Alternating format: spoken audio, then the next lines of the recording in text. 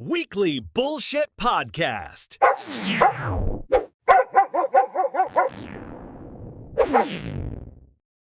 안녕하세요. 위클리 부llshit 팟캐스트에 오신 첫 번째 에피소드에 오신 것을 환영합니다. 이번 에피소드에서는 쓸모 있는 것이란 과연 무엇인가 라는 주제로 이야기를 해보려고 합니다.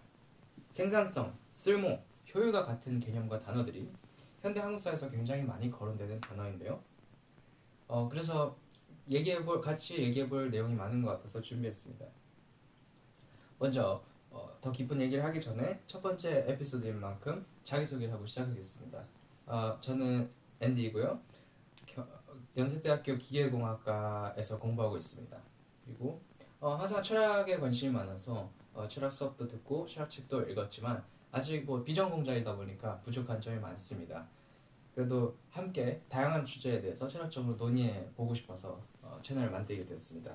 다음 자기소개해 주시죠. 네, 안녕하세요. 저는 올리버고요. 저는 지금 법을 공부하고 있고, 저는 사실 철학과 전공했고 철학과를 졸업했는데 네. 또 철학에 대해서 여러 가지 이야기를 이렇게 앤디와 함께 나눌 수 있는 그런 기회를 위해서 이 팟캐스트에 참여하게 됐습니다. 그래도 저보다는 전문성이 좀 많이 있으실 것 같은데요. 뭐 그렇죠. 네. 네. 제가 얘기하다가 이제 좀 지적하고 싶은 부분이 있거나 첨언할 게 있다면 언제든지 이제 말씀해 주세요. 네. 예. 그래서 생산성, 쓸모에 대한 논의가 역사적으로 굉장히 다양한 측면에서 있어 왔는데요. 저희 오늘 팟캐스트에서는 쓸모 없는 것이 사실 가장 쓸모 있는 것이다 라는 어떤 아이러니한 그런 관점에 대해서 중점적으로 얘기를 해보려고 합니다. 이런 주장을 한 철학자가 동양의 장자가 있는데요. 무용지용이라는 사자성어로 이런 개념을 설명을 했습니다. 무용지용 혹시 들어본 적이 있나요? 저는 들어보기만 했습니다. 네. 근데 동양의 가치와 철학 공부를 열심히 하신 걸로 알고 있는데요. 뭐 수업 한 번 들은 거 가지고 그 정도까지 알게는 네. 네, 알겠습니다. 무용지용. 네, 말씀드렸듯이 우리가 일반적으로 이거 생산적인 일이다, 쓸모 있는 일이다라고 여기는 것이 사실은 쓸모 없는 일이고 그냥 그 행위 자체를 위해서 하는 행위들이 진짜로 쓸모 있는 것이다. 이러한 주장인데요. 장자가 이런 말을 하게 된 배경에 대해서 다양한 어떤 역사적 맥락을 설명하고자 하는 시도들이 있었습니다. 그 중에 대표적인 것이 장자 시대의 중국 귀족들이 너무 삶이 편해지니까 먹고 살기 위해 노동할 필요가 없어서 자기들이 놀고 먹는 걸 정당하기 위해서 이런 주장을 폈다. 편한 생각입니다. 네, 그런 이론도 있습니다. 굉장히 널리 퍼져 있는 이론인데요. 저는 개인적으로 이런 주장에 대해서 동의합니다. 실제로 춘추 전국 시대의 중국 귀족들이 생산적인 활동을 할 필요가 없었고 그래서 이제 시를 짓고 그림을 그리고 그런 여가 생활에 중점적으로 하기 시작했고 그런 것들을 정당하기 위해서 무용지용 철학을 만들어냈다. 동의하지만 그렇다고 해서 무용지용 철학이 쓸모없는 것이 되어버리고 그냥 귀족들만을 위한 그런 철학인가, 중국 고대 귀족들을 위한 철학인가? 라고 하면 저는 그렇지 않다고 생각합니다. 현대를 살아가고 있는 평범한 우리들에게도 굉장히 시사하는 바가 많고 우리 삶을 적용시켜 볼 수 있는 그런 경우가 많다고 생각합니다. 네, 무용지용 철학 과연 고대 중국에만 존재했을까요? 네, 정답은 그렇지 않습니다. 인도 문화권, 서양 문화권 비슷한 철학이 굉장히 많이 있어 왔어요. 혹시 올리버 씨는 들은 거가 있나요? 저는 들어보진 못했습니다. 제가 그쪽에 이렇게 박학다식하지 않아서. 네. 서양 철학 쪽 중점적으로 공부하시는군요. 뭐 저는 사실 이렇게 얕게만 봐서. 네. 좀 더 설명해 주시면 좋을 것 같아요. 네, 알겠습니다. 힌두교의 가장 대표적인 경전이라고 할 수 있는 바가바가드 기타를 보면 어떤 행위의 결과를 바라고 하는 행위는 순수하지 못한 것이고 결과를 바라지 않고 그 행위 자체를 위해서 행위를 하는 것이 진정으로 신성한 일이고 가치 있는 일이다. 이런 주장을 반복적으로 한 3챕터, 4챕터에 걸쳐서 얘기를 해요. 그러니까 무용지용 철학과 굉장히 유사한 부분이죠. 그쵸, 이렇게 막 어디에 쓰이고 이런 게 중요하지 않다는 얘기 같은데요, 결국. 네, 사실 종교적인 맥락이긴 해요. 바가드 기타에서는. 그러니까 어떤 신에게 제사를 드릴 때 제사를 드려서 뭔가 신뢰로부터 무언가를 받아내려고 하는 행위는 잘못된 거고 그냥 제사 그 자체를 위한 제사를 드려야 한다. 뭐 이런 종교적 맥락에서 있기 때문에 무용지용과 정확하게 맞닿았다고 할 수는 없지만 그래도 결이 비슷하다는 얘기죠. 아 그렇네요. 네, 어떤 순수한 그 행위 자체를 위한 행위를 해야 한다. 이런 점에서는 뭐 비슷하다고 할 수 있겠습니다. 그리고 어떤 역사적 맥락도 그 힌두교 경전 바가바드 기타를 쓴 사람들이 그 아리아인 지배계층이잖아요. 뭐 다양한 이론들이 있지만 일단 정설은 그렇습니다.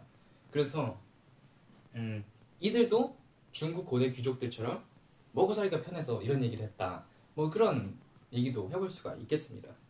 또한 근현대 서양으로 넘어오면 신미주의의 대표적인 작가라고 할 수 있는 오스카 와일드 씨도 비슷한 얘기를 했어요. 도리안 그레이의 초상 읽어보신 분들도 있을 텐데요. 이 책의 서문을 보면 어떤 사람이 쓸모없는 행위를 하면서 용서받기 위해서는 그 행위를 진정으로 사랑해야 하고 쓸모있는 일을 하면서 용서받기 위해서는 그 행위를 혐오해야 한다. 딱 얼핏 들어서 이해가 잘 안 되는 얘기를 했는데요. 네, 그렇네요. 네, 혹시 한 번에 이해하셨나요? 무슨 얘기인지? 저도 무슨 말인지 잘 네. 모르겠습니다. 저 한 비유를 들어서 말씀을 드리면 좀 쉬울 것 같습니다. 예를 들어서 돈을 버는 행위는 통상적인 우리의 관념에서 굉장히 쓸모있는 행위죠. 왜냐면 돈으로 할 수 있는 게 굉장히 많고 돈이 없으면 우리는 현대사회에서 살아갈 수가 없으니까요. 하지만 돈은 그러니까 도리안 그레이의 그 서문에서 오스카 와일드 씨가 하는 말은 돈 같은 그런 쓸모있는 일들은 어디까지나 목적이 아닌 수단이라는 것입니다. 그래서 그러니까 우리가 그걸 어쩔 수 없이 하긴 하지만 돈을 벌기 위한 일들 그런 걸 하긴 하지만 그거 자체가 그렇게 가치 있지 않다는 것을 우리가 받아들여야 된다는 거죠. 네. 그리고 뭐 예술 같은 것들은 반면 생존의 필수적인 요소는 아니에요. 그러니까 어떻게 보면 쓸모없는 일이죠. 이런 관점에서는. 그렇지만 그런 것이야말로 진정 가치 있는 것이고 그런 거를 우리가 사랑할 때 예술 행위가 정당화될 수 있다. 그런 말을 한 거예요.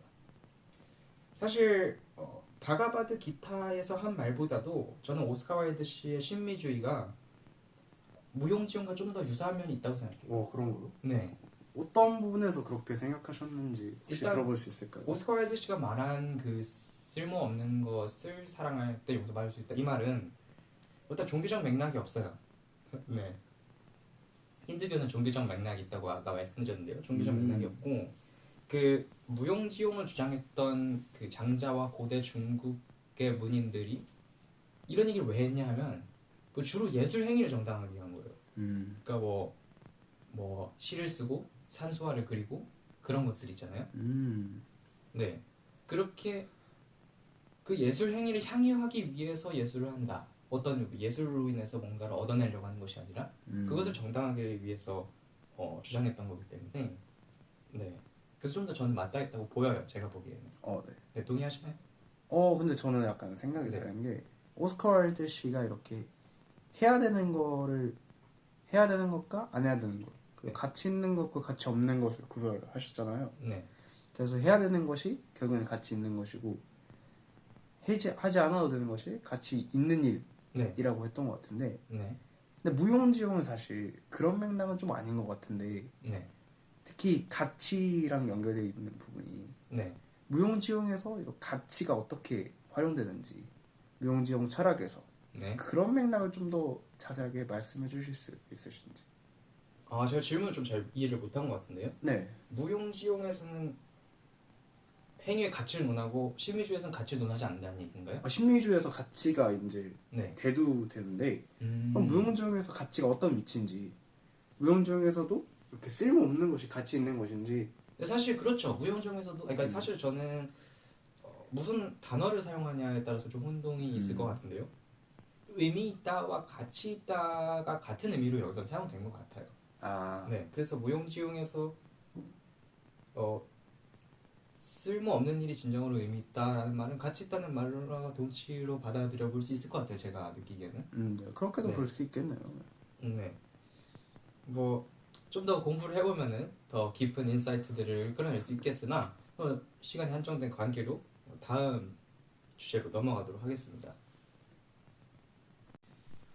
무용지용 철학의 의미와 다양한 문화권에 존재하는 유사한 철학들 그리고 무용지용 철학의 역사적 배경 그런 것들에 대해서 설명을 해봤으니까 이제 우리의 삶에 이런 것들을 어떻게 적용시켜 볼 수 있는가, 저희 둘이 각각 적용시켜 본 사례가 있는가, 그런 거에 대해서 얘기를 좀 해보려고 합니다.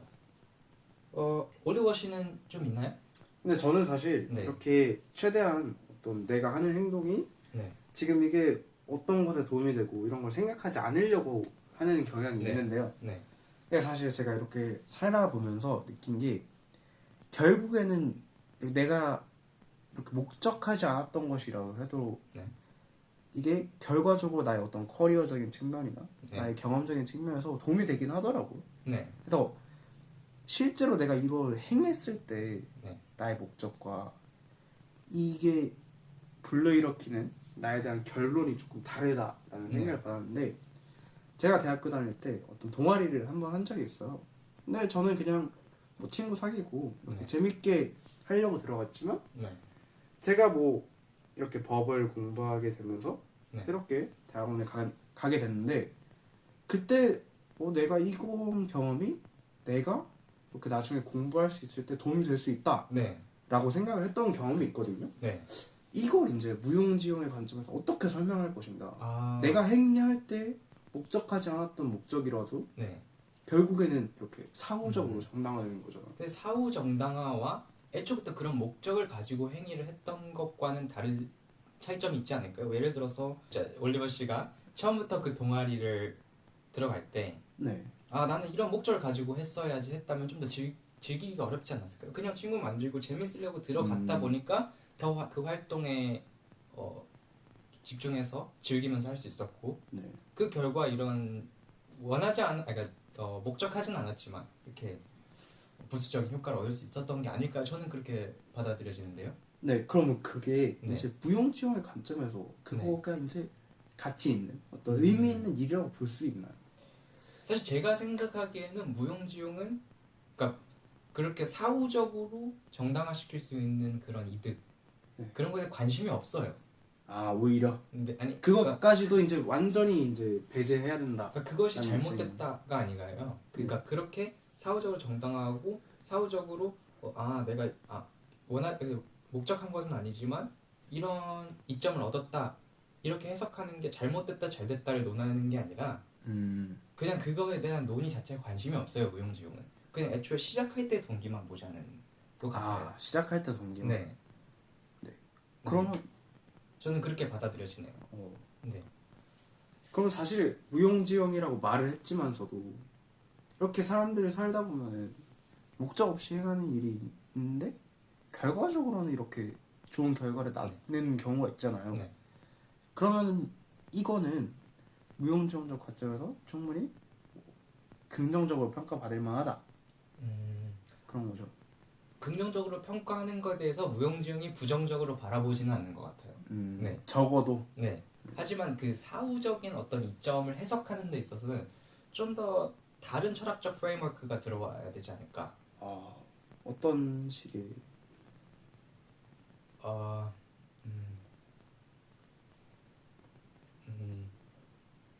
목적을 논하는 게 아니라 결과를 해석하는 철학이 뭐가 있을까요? 같이 생각해 볼까요? 결과를 해석하는 철학이요? 네. 근데 그거에 대해서는 그렇게 딱 말하기 어려운 게, 네. 이게 결국에는 어떤 의미로 작용하냐가 문제인 것 같은데, 확실히 복잡한 문제인 것 같긴 하네요. 네. 사실 사후정당화에 대한 주제는 저희가 생각해 오지 않았어요 오늘. 네. 그래서 좀 더 공부를 하고 다음 에피소드 중 어디선가 네. 한번 이런 주제를 좀 더 디벨롭해서 말씀해 그랬으면 보는 좋겠네요. 일단 제 얘기를 좀 해보겠습니다. 네. 올리버 씨를 비롯한 한국의 많은 20대 30대 혹은 그 이상도 공감을 하실 것 같은데요. 대입을 다 거쳤잖아요 저희가. 그쵸.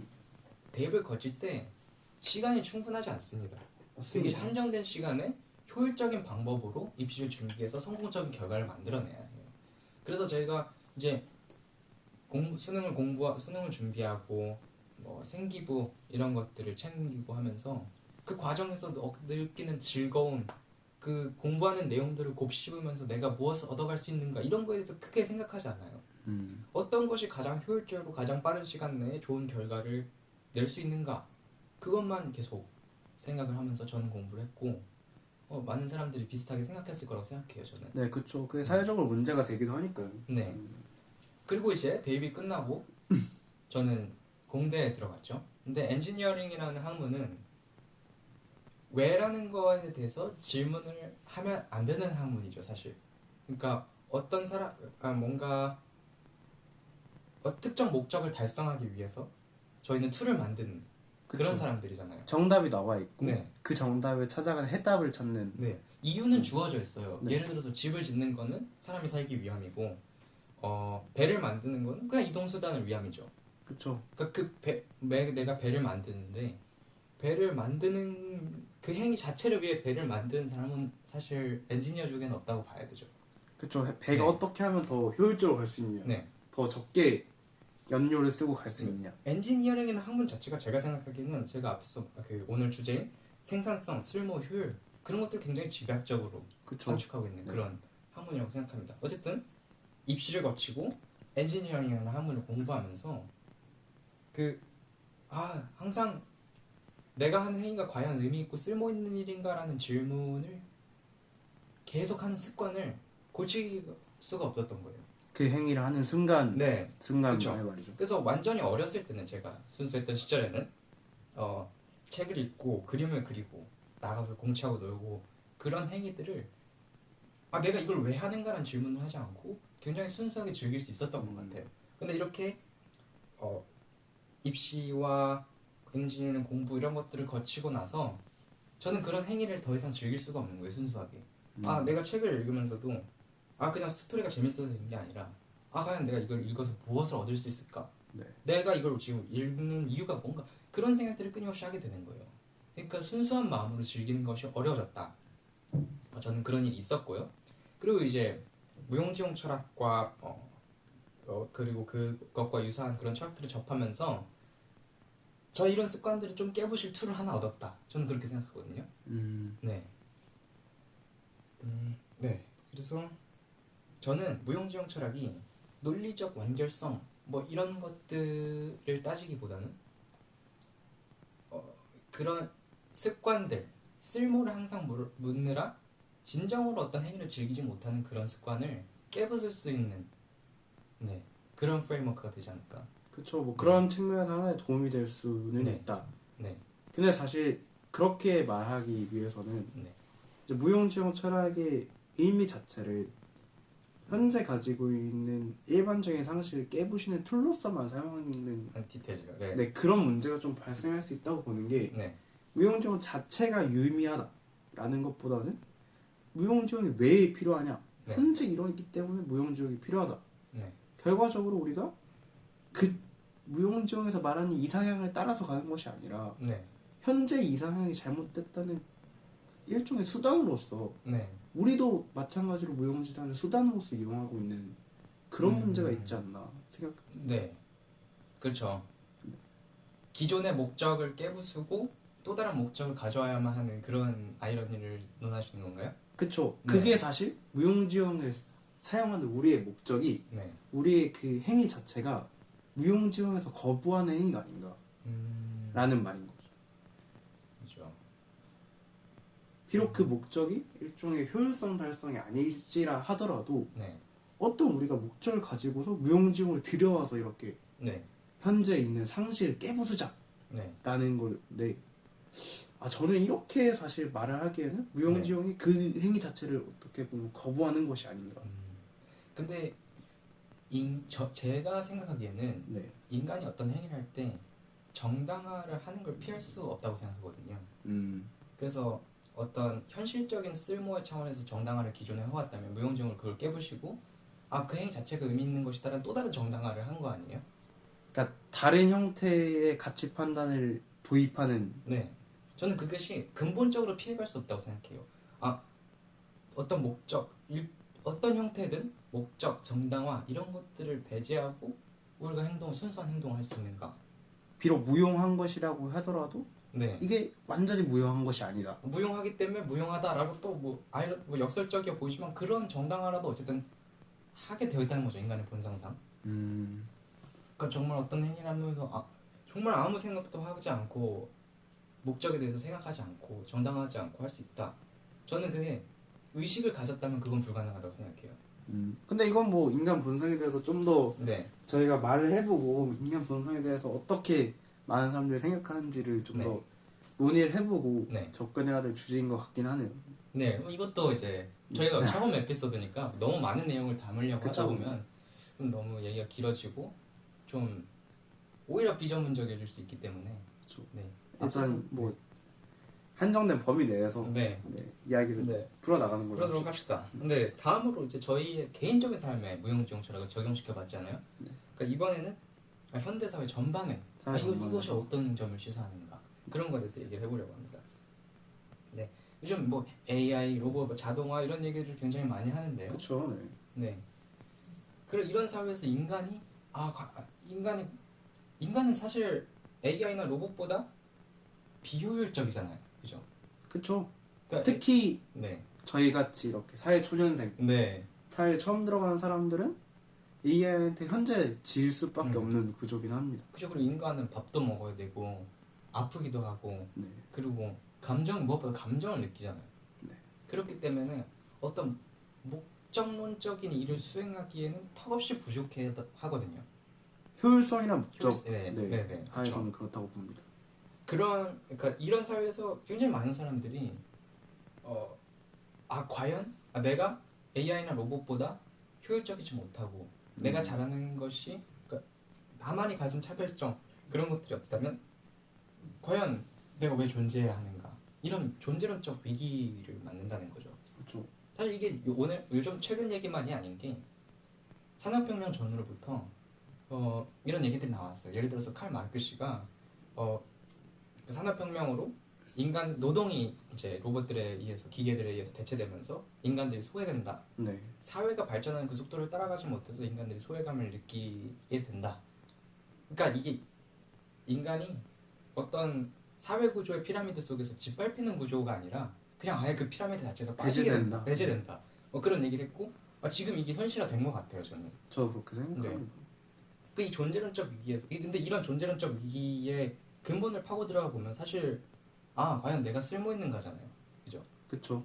AI나 로봇 이런 현대의 툴들과 비교해서 내가 과연 효율적인가 이런 것들 전제하고 있잖아요. 그렇죠. 그 비교의 전제가 되는 것이 네. 결국에는 효율성이니까 나와 얘 중에 네. 뭐가 더 효율적인가를 비교하게 되잖아요. 네, 그죠. 근데 여기에 장자의 철학을 가져오면 애초에 쓸모, 효율 이런 거의 차원에서 A와 나를 비교할 필요가 없다 이렇게 돼버리는 거죠. 비교해 준 것 자체가 사라져 버리게 되는 거죠. 그러니까 좀 이제 존재론적 이런 위기, 현대 사회 존재론적 위기를 해결할 수 있는 수단이 될 수 있지 않을까. 네, 저는 그렇게 생각합니다.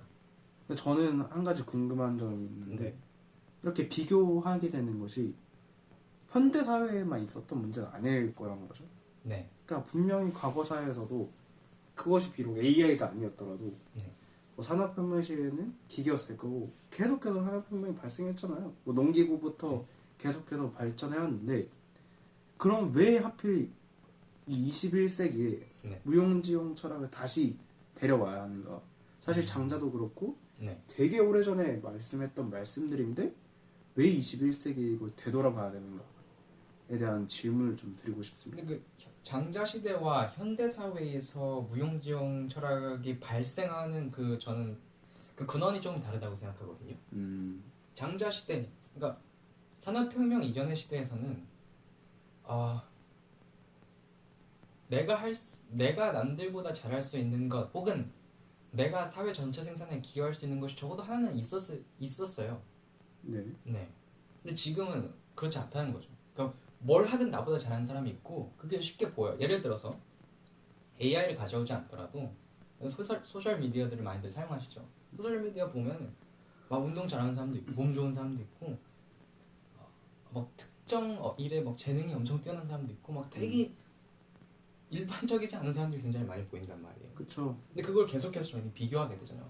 예를 들어서 나도 운동을 하는데 바디빌더 사진이 계속 SNS에 뜬다. 그러면 내가 너무 초라해 보이잖아. 그러면 수용하게 되는 정보가 좀 과도해져서 그러니까 비교 대상이 훨씬 더 넓어졌다는 거죠. 과거에 비해서 네. 이제 뭐 AI하고도 비교를 하게 되고 다른 사람하고도 비교. 근데 과거에 산업혁명 이전 시대에는 비교 대상이 끽해봐야 자기 마을 내 사람들, 그쵸. 자기 넓어졌도 자기 나라 내 사람들 그렇단 말이죠. 그러니까 그중 적어도 하나는 내가 할 수 있는 거, 내가 잘할 수 있는 것들을 발견하기가 상대적으로 훨씬 쉬웠다는 거죠. 그리고 남들보다 굳이 잘나지 않더라도 그 당시에는 내가 어떤 생산 활동을 하기 위해서 뭔가를 했어야 됐어요. 그러니까 일을 농사를 짓는다든지 내가 남들보다 농사를 압도적으로 잘 짓지는 않을 수 있어요. 하지만 내가 먹고 살기 위해 농사를 짓는다든지 뭐 교회 나가서 기도를 드린다든지 중세 유럽에서 뭐 그런 일들을 했고 그것들이 의미 있다고 믿을 수 있었지만 현대 사회에서는 사실 이제 아직 이루어지지는 않았지만 AI에서 노동이 완전히 대체될 수도 있단 말이죠. 그쵸. 네. 그러면 이제 나는 정말 노동 먹고 살기 위해 내가 뭔가를 해야 되는 것도 아니라면 정말 왜 존재해야 되는가? 그냥 가만히 있어서 먹고 살기만 하면 되는 건가? 오히려 다시 장자 시대, 네. 장자의 철학이 나오는 시대랑 유사해지게 되는 거예요. 장자 시대의 귀족들이 느꼈던 걸 이제는 모든 사람들이 느낄 수 있게 되는 거죠. 정말 나의 쓸모가 없어진다라는 느낌을 받을 수 있을 정도로. 그래서 저희는 아까 말씀드렸듯이 저는 정당화를 피해갈 수 없다고 생각하거든요. 근데 그 쓸모를 찾기 위해서 좀 아이러니해 보이지만 그런 정당화를 다시 들고 와야 된다는 거죠. 네. 뭐 더 하실 말씀이 있나요 여기에 대해서? 동의하시나요? 저는 뭐 더 생각해볼 만한 부분이 있을 것 같습니다. 뭐 그럼 이것도 역시 다음 에피소드 중 하나에서 얘기를 해보시도록 하고. 네. 장자의 무용적 철학 지금까지 얘기를 좀 해봤는데요. 이 의견에 이런 철학에 대해서 동의를 하실 수도 있고 혹은 반대하실 수도 있겠습니다만 그래도 한 번은 충분히 생각해보고 일상생활에 이렇게 적용해볼 만한 주제라고 생각을 합니다. 네, 충분히 그럴 것 같습니다. 네, 도움이 되셨으면 좋겠고요. 그리고 더 들어보고 싶은 주제가 있다거나 하면은 댓글란에 남겨주시고 네, 그럼 다음 에피소드에서 찾아뵙도록 하겠습니다. 지금까지 Weekly Bullshit Podcast였습니다. 네, 감사합니다.